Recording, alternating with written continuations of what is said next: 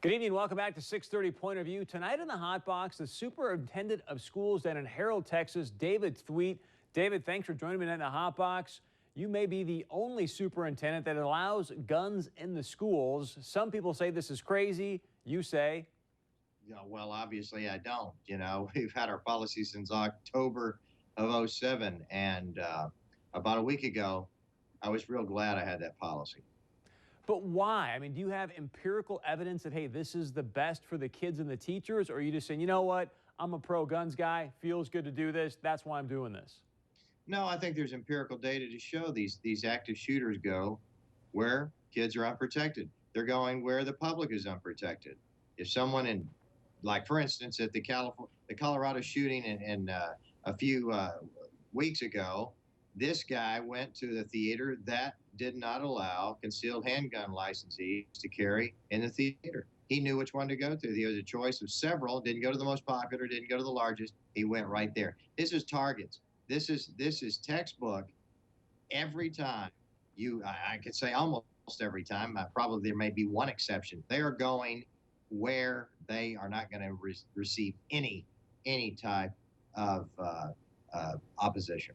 Now, one of the things I want to clear up, David, I think some people think, so what, does he just let any old teacher carry a gun inside the school? Give some people about, do you have any restrictions about the teachers that do carry guns? And if so, what are they?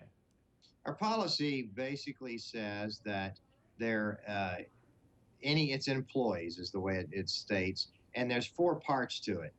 They have to have a concealed handgun license, and then those individuals have to be approved by the board. We have to know, it's our house. We want to know who's coming in, and it's going to be around our kids with a gun. And that wouldn't be anything that we wouldn't do at our own home. Third element is we have extra training. And the fourth element is that they have to use frangible ammunition. That's ammunition that, for all intents and purposes, is bullet that is glued together out of many pieces, so that if it goes through an individual, which it will, or it could, then when it exits and hits a hard object, it's going to break apart. Is it every teacher that carries inside your school, or employee, if you will, or is it ones that come to you specifically and say, you know what, David, I want to be able to carry a weapon here inside the school?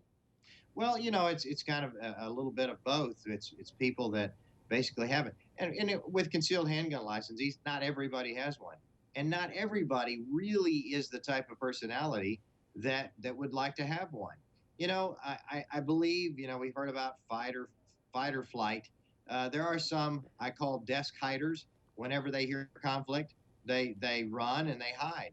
And there are others that whenever they hear conflict, they're going to run in that direction and want to diffuse that conflict. And I want those individuals that are running in that direction and take care of it. Now, you talked about training. What kind of training specifically do you offer for these employees down in your school district? Well, the main component of this is accuracy. We spend a lot of time on being able to hit that target accurately the first time.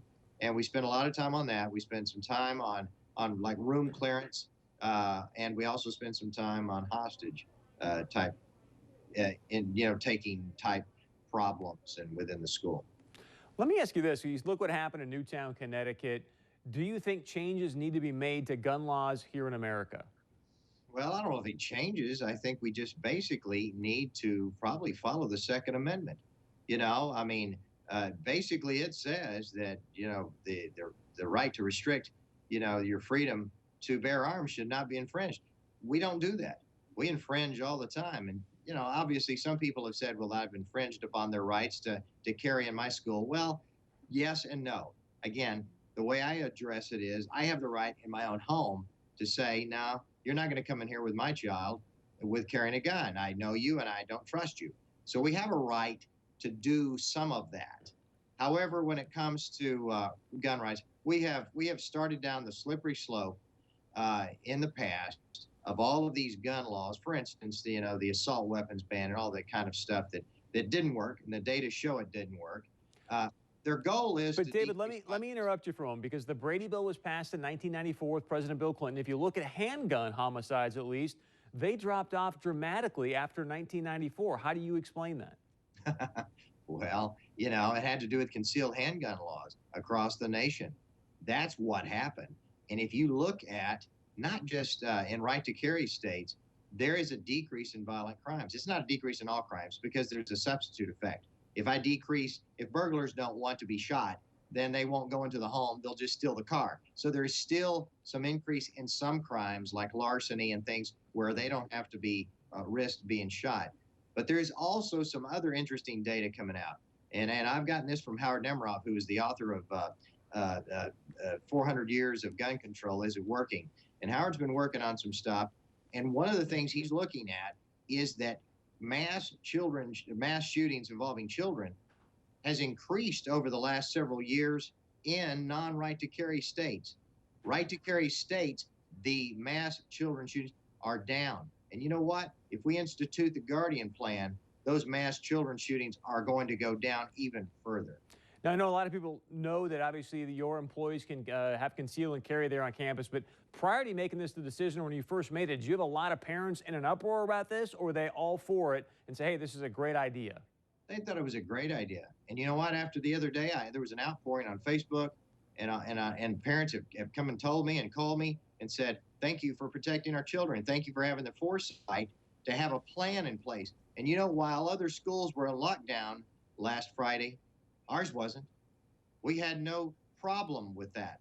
We had a plan in place to deal with an active shooter. We didn't have to worry about lockdowns. I want to get your opinion on something. Clearly, things are going to change in 2013. You heard President Barack Obama at his press conference yesterday. He's now put Vice President Joe Biden to head this committee of proposals that are going to come up in January. Many people are familiar with Joe Biden's background, very anti-gun.